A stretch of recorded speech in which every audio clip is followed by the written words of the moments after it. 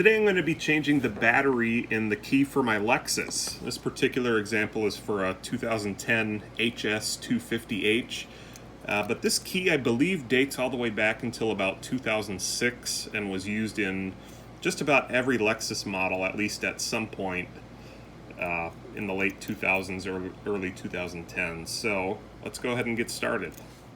Usually you'll know it's time to do this because you'll get a warning message on your dash that looks something like this.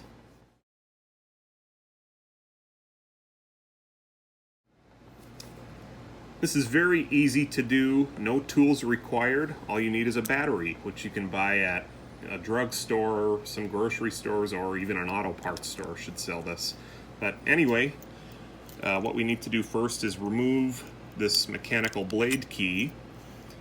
And then right in here, you'll see this little cutout where we can actually use the key, the metal blade, as sort of a pry tool to split this remote in half.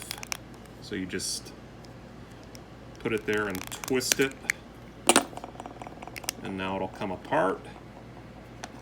We'll set that aside. Here's the circuit board with the buttons.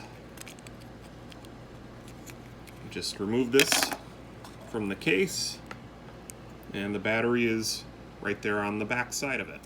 Let's go ahead and remove the old battery. You can usually just do it with your fingers, and there it goes. Alright, new battery is in hand, and it should just pop in there by hand. Okay,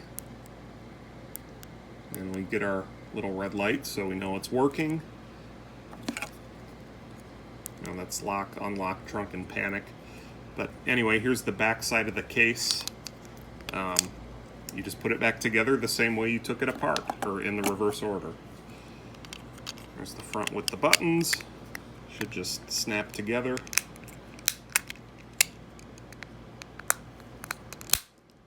There it goes. Reinstall the key, and we're done.